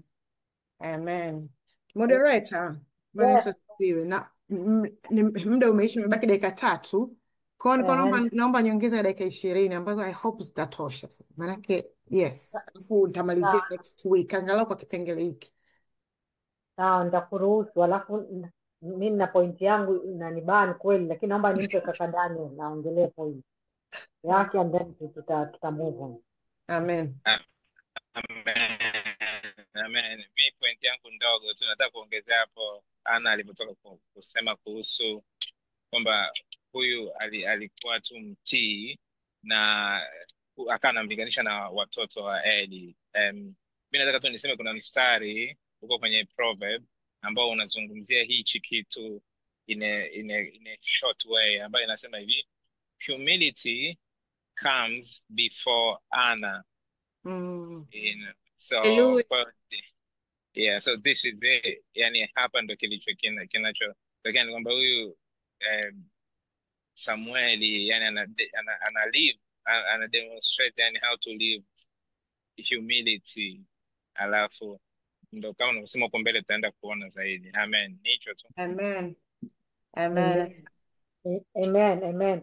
Mimi naomba nisome mstari mmoja, nasoma tu namba 1. Okay. Hiyo 1 Samuel chapter 3 verse 7 anasema, now Samuel did not yet know the Lord, neither was the word of the Lord yet revealed to him. Hapa nasisitiza tu, naongezea, najua kuna mambo mengi yamesemwa, lakini nataka tu kuongezea ile issue nzima kwamba kumjua Mungu na kumsikia sauti yake ni process, na hiyo pia inahitaji intimacy na kumjua Mungu, kwa sababu huyo alikuwa ni mdogo, alikuwa hamjui Mungu, akawa ana rely kwa msaada wa mentors. Kwa hivyo pia ina echo umuhimu wa mentors, ni very important. Yes. Mungu zote anasema kwamba huwa anatupaga he shall give us shepherds ambao watatufundisha na nini, so umuhimu wa mentors. Alafu pia hiyo mara 3 aliitwa, yani Mungu siku zote anatuita hata kama tusiposikia. Unaona kama Samueli alijua kwamba based on hii namba 7 hakujua, ndio maana aka insist calling and calling and calling. Kwa hivyo Mungu akiwa na jambo lake kwetu lazima ataendelea kutuita. Hiyo ilikuwa inaonyesha urgency, alikuwa na very urgent message na persistence. Mungu huwa hachoki kutuita mpaka tusikie na tuelewe. Karibu Sister Pam. Amen. Mbarikiwe sana. Sister Pam, kabla hujasema usinikimbize. Yeremia 3:15 in relation to what Sister Razia was saying. Yeremia 3:15 inasema, nami nitawapa ninyi wachungaji wanipendezao moyo wangu, watakao walisha kwa maarifa na fahamu. Wow, amen. Thank you. Barikiwa, asante sana. Amen. Kwa hiyo isemi ya pili, mimi kwa kweli yani nilikuwa na share juzi na sisters kwa tunafanya review, kasema katika kitabu chote I know kuna a lot of revelations, kuna mafunuo mengi sana ambao watu wengi wanayo na mengine hata pengine hatutayamaliza, kila mtu alivyofunuliwa, watumishi mbalimbali, lakini mimi kumekuwa na msukumo mkubwa sana kwangu mimi binafsi kuhusu sauti ya Mungu. Kumekuwa na msukumo mkubwa sana kuhusu ushirika wa binafsi na Mungu katika hii kitabu, kwa umuhimu wa kuwa na ushirika na umuhimu wa sauti really, kwa sababu yani bila kusikia sauti ndio hivyo utapotea, yani katika especially kama, na pia especially kama kutakuwa kuna assignment, kuna huduma. Kwa hiyo umuhimu imekuja tu kwa msukumo, najaribu tu kusema kwamba for whatever reason sauti na intimacy with God imekuja kwa msukumo mkubwa sana. Kwa hiyo tunaona hapo Samueli anaitwa lakini hatambui. Kwa hiyo hata mimi hapa nilichoona kikubwa hapa kujifunza ni kutambua sauti ya Mungu, kwa sababu Mungu anasema, lakini je, unatambua ni Mungu anakusemesha? Samuel alikuwa hekaluni lakini bado hakutambua sauti ya Mungu. Kwa hiyo inaonyesha kama unaweza kuwa kwenye mazingira ya kiroho, unaweza kuwa lakini bado usitambue sauti ya Mungu. Kwa hiyo kusikia sio, unaweza kuwa ukaitwa na Mungu lakini bado usisikie, unafikiri ni mchungaji labda anakuita. So kuna umuhimu sana wa uongozi wa kiroho ambao unaweza kukusaidia kusikia sauti ya Mungu. Yaani kuna umuhimu sana wa kuwa na Eli. Pia sorry, sija move. Kuna umuhimu sana kama wengi wamesema, nadhani Sister Anna pia wamesema kwamba kuna umuhimu kwa kweli. Pia Mungu anaweza kufungua kusudi lako kabla unaweza kuanza yani unaweza, what I'm trying to say, unaweza kuwa kwenye huduma kabla hujajua kusudi lako, if that makes sense. Hii yote inatokana na utii. Nadhani Sister Anna pia umeigusia, lakini mimi nilikuwa najaribu kusema unaweza kuwa unaambiwa uende, unaweza kuwa unataka kwenda sehemu kuhudumia, wewe unasema sijaambiwa mpaka nisikie Mungu ananituma ndio niende, lakini kumbe hapo ndio mwanzo wa kwenda kusikia sauti. Kwa hiyo utii, namwona huyu Samuel ametii, amekuwa anatumika mbele za Bwana, na ndio maana akapata hata opportunity, Mungu akasikia sauti na akafundishwa kutambua hiyo sauti. Amen. Kwa nini Mungu hajajitambulisha kwa Samueli kwa jina lake pale alipomwita? Imekuwa nilijiuliza sana wakati naanza kutafakari kitabu. Nikasema kwa nini Mungu tu hajasema kwamba kama alivyoenda kwa nani Paulo, Sauli, au kuna watumishi kwa anajitambulisha, mimi ni Bwana Mungu wako, angeweza kumwambia yule kijana. Kwa nini Mungu hajajitambulisha? Imagine mara ya kwanza, ya pili, ya tatu. Kuna rafiki yangu mmoja hivi waga ananisuka, nampenda sana, ni Mganda. Waga akija kunisuka lazima tunaongea neno la Mungu. Neno la Mungu hata kama ni masaa 4 mnasikia mnadiscuss, anapenda sana. Aliniambia kitu kimoja, tulikuwa ukimuuliza swali hivi maana yake nini? Kwa mfano unamuuliza hivi, kwa nini nani hakujitambulisha? Kwani anakuambia kitu ambacho unaona una swali, unajua hapo ndio revelation inatoka. Press on, endelea kumuuliza Roho Mtakatifu. Unaona una swali ambalo saa nyingine unatamani kujua, jaribu kumuuliza Mungu kwamba mara nyingi hapa Mungu anataka kukufundisha kitu. Kwa hata mimi I was asking God, hivi kwa nini ukujitambulisha mara ya kwanza, ya pili, ya tatu? Unajua mpaka yule Eli akamwambia. Lakini nachojaribu kusema hapo ni kwamba Mungu akanipeleka mstari wa 7 actually amesema Sister Razia, ambao unasema kwamba unasema kwamba basi ambapo ngoja nimsome. Wakati huu, sorry, kuna kitu kinakuwa kinaniziba hapa. Mstari wa 7 unasema wakati huu Samueli alikuwa bado hajamjua Bwana, neno la Bwana lilikuwa bado halijafunuliwa kwake. Amen. Kwa hiyo anawezekana alikuwa anamhudumia Bwana kwa uzoefu. Yaani unajua msengine mnaenda kanisani, hata sisi kuna ulipata neema ya kukua kwenye nyumba ya Kikristo, unaenda tu kwa mazoea kanisani. Unaenda unasoma tena, mnafundishwa Baba yetu aliye mbinguni, mnafundishwa hata mistari ya kwenye Biblia. Lakini hiyo mistari mnafundishwa sijui Zaburi 23, Bwana ndio mchungaji wangu. Yale ni kama mazoea, lakini je, umesikia ile sauti? Kuna saa ile scripture ambayo ulikuwa unaisoma toka mdogo, Zaburi 23, sasa hivi ukiisoma unamsikia Mungu kabisa anasema. Kwa hiyo I feel like Samuel was like that. Alikuwa bado anafanya maskini kijana wa watu kama mazoea kwenda kutumika hekaluni na utii. Amen. Kwa hiyo Mungu baadaye ndo akampa ufunuo wa sauti yake baada ya kujenga mahusiano na Mungu.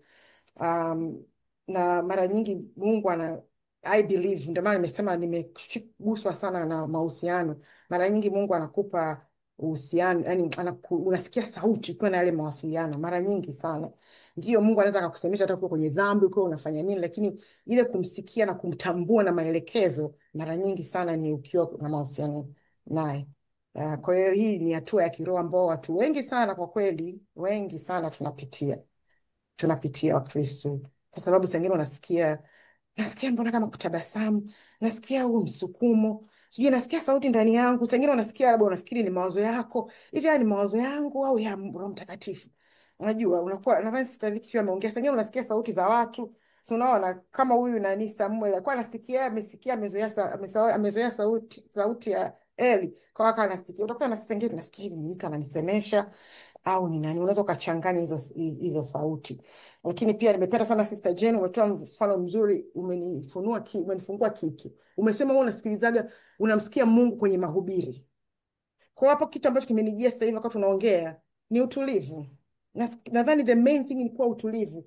Nadhani Sister Rebecca alisemaga anasikiaga Mungu mara nyingi kwenye ndoto. Kuna mtu alisema, I can't remember, correct me if I'm wrong. Dali alisema anasikiaga Mungu zaidi kwenye ndoto. Kwa hiyo ina maana anakuwa ametulia. Inawezekana yuko busy all day, ndio maana akienda kulala anamsikia Mungu. Kuna mwingine anasikia kupitia neno kama Dali alivyotoa mfano hapa. Anaweza akaona pale kwenye basi imeandikwa, akaona mtu mwingine akasema kwa mara ya pili, anasikia hiyo sauti. Lakini pia ni kuconcentrate. Unaweza ukasoma ile script hata imebandikwa pale kwenye daladala, ukawa akili zako hata haziko hapo. Lakini ni ule bado tunarudi kwenye utulivu. Lakini katika yote hayo utajuaje kama hii ni sauti ya Mungu? Na ndio maana Mungu hapa alitaka kutaka yani sauti, na ni Samueli atambue, ajue kwamba hii ni sauti yake mwenyewe. Kondoo wangu wananisikia sauti yangu. Kwa hiyo yani, okay, hapa naangalia kuna relationship kama nilivyosema, personal relationship. Mimi nikimwita mtoto wangu waga simwiti mama nakuita, mimi hapa njoo mama nakuita. Namuita tu na anajua ni mama ananiita. Unless kama mtu mwingine pembeni aseme mama anakuita, lakini siwezi au uje kusema baba anakuita njoo. Namuita jina, anajua ni mimi, ni yeye. Kwa sababu tuna uhusiano wa karibu toka amezaliwa obvious. So wakati natafakari hii, yani ni jinsi gani kwamba kweli ujue sauti, utambue. Wakati natafakari hii, nikakumbuka hii revelation alinifundishaga mtu siku nyingi sana. Kwa hiyo nikamwambia mtoto wangu, nikamwambia kwamba hivi, nikampa mfano. Hii revelation nilipata kwamba ukiwa, for example, mimi na mtoto wangu, natoa tena mfano mtoto wangu, tumekaa nje ya nyumba hapo, watu wengi, kuna group la watu, nikaongea au nikamuita, hata nikacheka, atajua ni mimi. Hata kama kuna watu 100, 200, 300, atajua sauti hii ni ya mamangu. Atajua mamangu yule anacheka. Wananijua, wanajua ninavyopenda kucheka, utajua hata kama niko nyumba ya 3, utajua hata kama kuna watu wengi. Kwa hiyo nikawa nasema ngoja nimuulize, wakati natayarisha ile somo nikasema, lol, hivi nikamuuliza tena, nikasema hivi, mfano nikikaa hapo nje, tuko wewe uko huko ndani, watu wako kama 400, 300, hivi nikikuita utajua ni mimi au kwa sababu watu wengine wanaweza kufikiri mtu mwingine? Akaniambia, mama, yani wewe nasikia sauti yako hata usiponiita, hata ukiwa uongei nasikia sauti yako.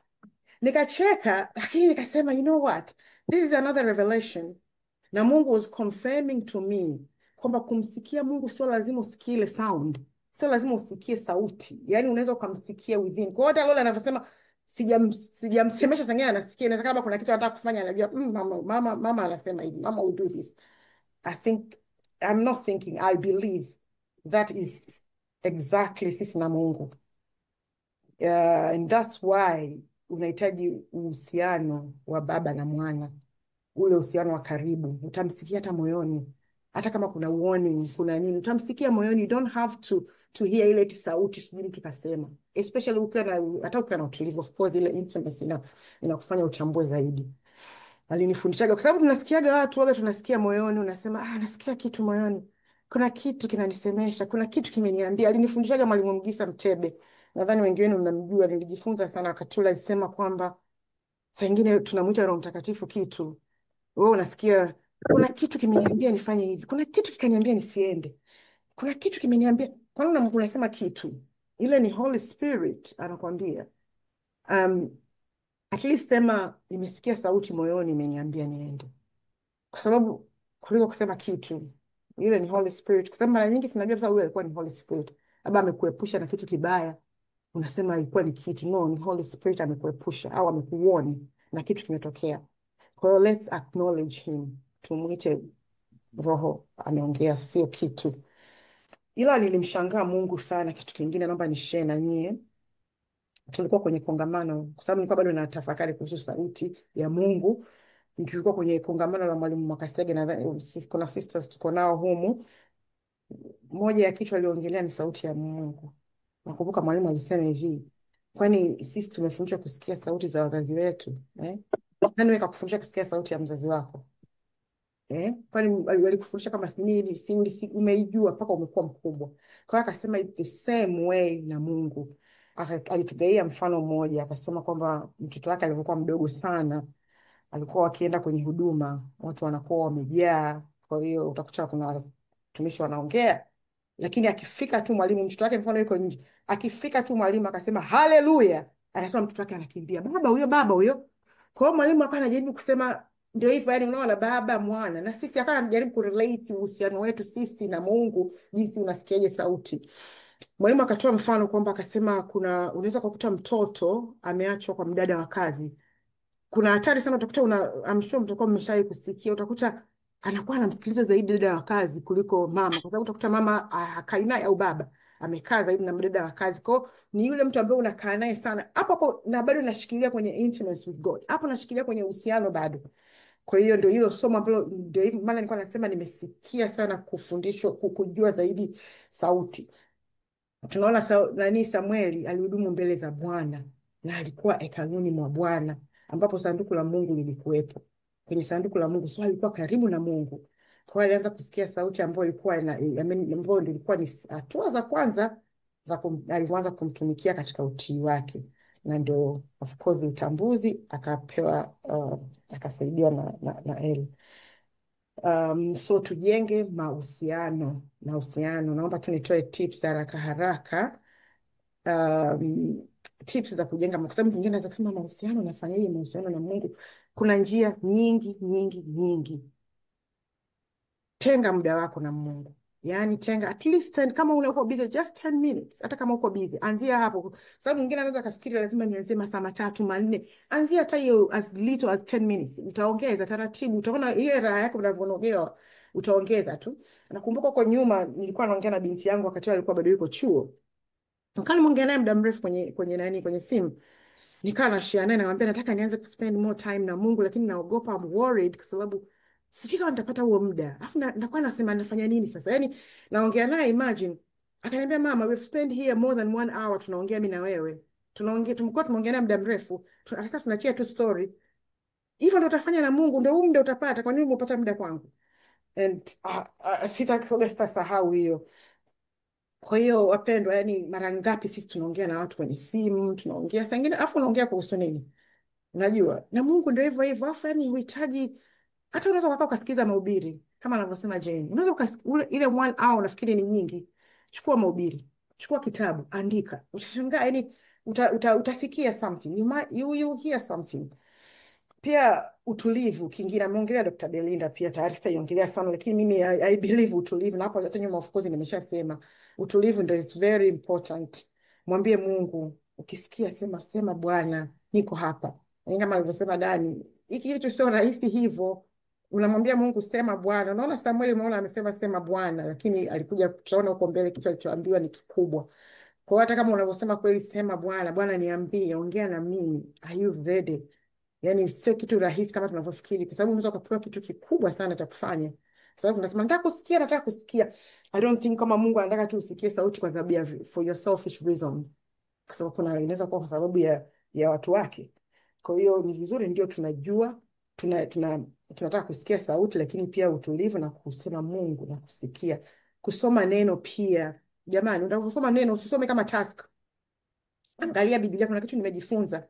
Unaposoma Biblia, soma kama Mungu anaongea na wewe. Kama kuna nini hapa kwenye hii scripture leo? Kuna nini kwenye neno la leo? Kwangu mimi. Usisome kama task. Yani it's very easy hapo kusikia sauti Mungu anakuambia nini. Andika hicho kitu ambacho umekisoma. ongea, afu ongea na Mungu mara kwa mara pia. Kingine najua unaongea naye, yani usisubiri mpaka eti unaenda kuomba. Kuwa na conversation naye kwenye mawazo, unamwambia tu kwamba kwenye maamuzi, Mungu nisaidie, hata hivi vitu vidogo vidogo, Mungu niongoze, Mungu siwezi bila. Ongea tu mara kwa mara, niongoze, nimeshindwa hivi, yani atakusikia. Niite nami nitakuitikia, nitakuonesha mambo makubwa na magumu usiyoyajua. Mwite tu Mungu, mwite, mwambie Mungu nakuita. Uwe na imani lakini, and I believe pia umwambie Mungu ukweli. Kama you are weak, just tell him. Kama una hofu, tell him. Kuwa vulnerable. Fanya worship most of the time. Sio tu lazima worship ya mziki. Sema neno kila mara. Mwambie Bwana wewe ni mwaminifu. Bwana nakupenda. Mimi kuna dada yangu mmoja ananifurahishaga sana. Yaani waga kila nadhani yani kila baada ya madakika, asante Yesu. Asante. Yaani ndio waga kama nukta yake. Asante Yesu. Anapenda kusema hivyo, asante Yesu. So yani always anakuwa anamtukuza Mungu. Utii pia ameshaongelea Sister Anna. Utii ni mzuri sana, na nilishasema hapo nyuma nisirudie. Na kupunguza kelele za dunia. Jamani, tunaishi kwenye dunia ambao ni vigumu, lakini ndio hivyo, kuna social media, kuna TV, gossip, mazingira yani kama nilivyosema mwanzo, tunahitaji tu mazingira ya utulivu. Yani ukishakuwa na utulivu, ukapunguza hizi social media, jaribu hata basi kufunga, kusema leo nafunga social media, leo sitaingia Twitter, sitaingia Instagram, leo sitaingia TikTok, leo sitaingia Facebook. Honestly, utashangaa huo muda utakaopata. Mimi nilikuwa naingia sana kwenye Instagram. Mpaka kuna kipindi yani huko nyuma, lakini nikajiwekea kabisa, nikasema yani I'll never, huko nyuma nilikuwa hata unaamka asubuhi unaanza kuangalia story, what's going on. Nilishajiahidi nikasema sitaingia kwenye social media, na ikiwezekana paka niwe nimeomba, paka niwe nimeongea na wewe Mungu, sitaingia. Kwa hiyo kama nimechelewa kuomba ndo nimechelewa kuingia, na sitaingia. Kwa sababu nishajiwekea hiyo ahadi. Au kuangalia sijui message, kwa sababu unaingia tu message unaanza unapotea. Kwa social media zinaweza kupunguza ule kusikia sauti, na Mungu atusaidie. Lakini main nadhani cha muhimu sana ni Roho Mtakatifu. Roho Mtakatifu jamani, tumepewa Holy Spirit, tumepewa zawadi. Let's use it, let's use him, yes use him, let's use this zawadi, kwa sababu ongea na Roho Mtakatifu. Kama unaweza ku speak in tongues, kama unaweza ku speak in spirit, kama unaweza hata kama uwezi, Roho Mtakatifu honestly anaongeaga, yani mpaka unaweza kuogopa, anakujibu hata kama hujaelewa. Nasema nataka kujua, nataka kusikia sauti. Holy Spirit is there. Wala yani usihangaike sijui kuguess.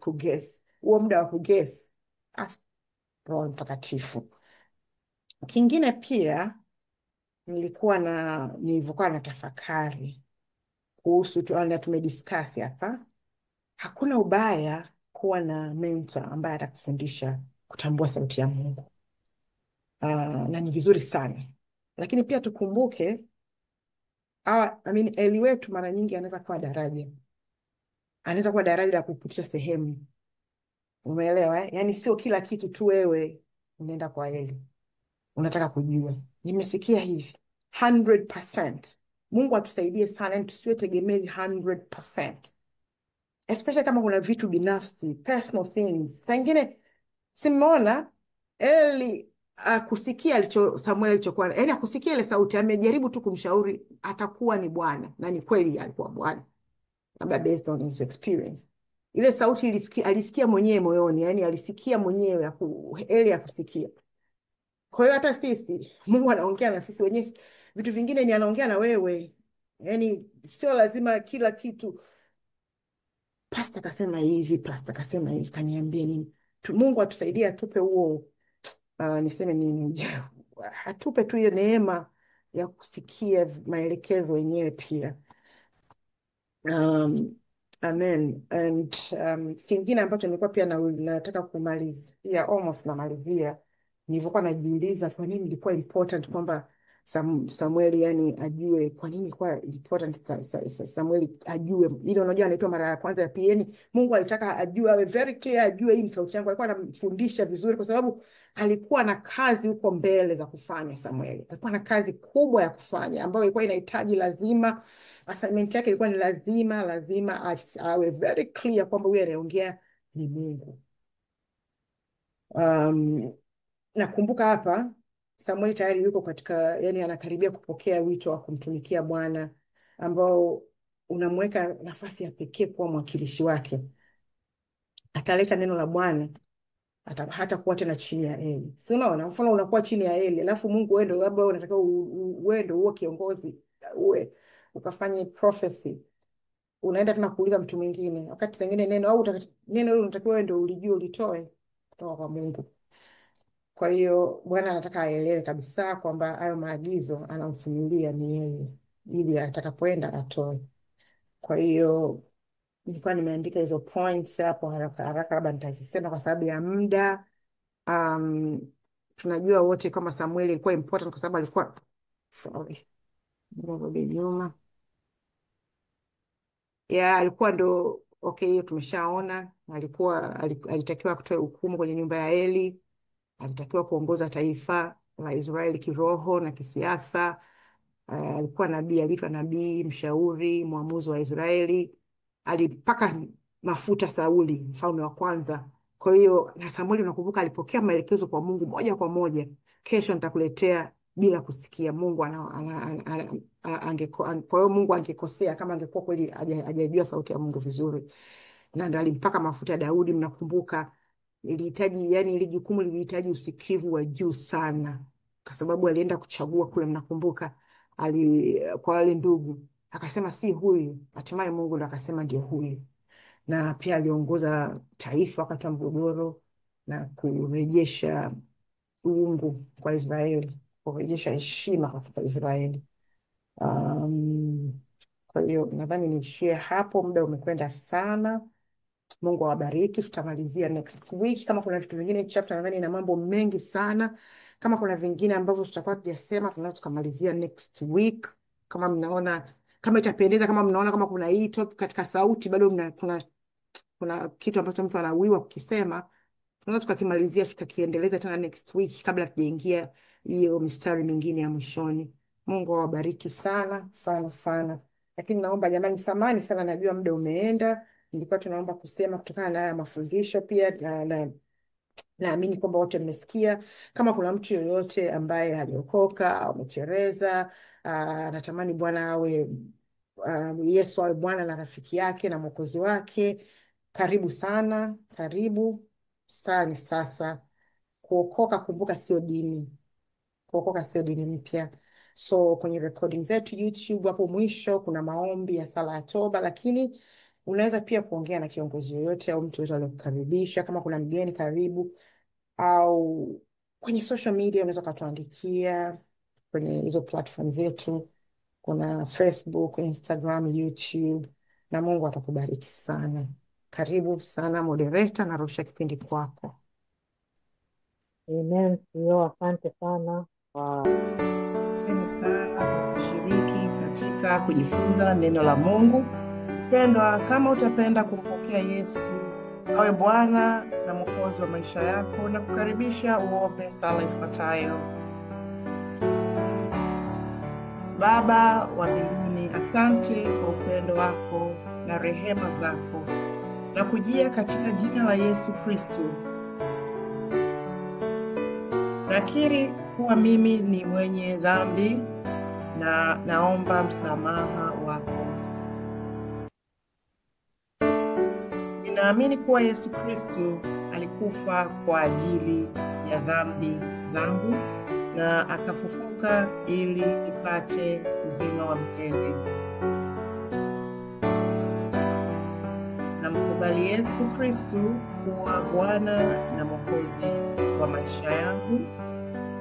Ingia moyoni mwangu na unifanye upya. Nisaidie kufuate siku zote za maisha yangu. Asante kwa kunipa wokovu kwa neema. Amina.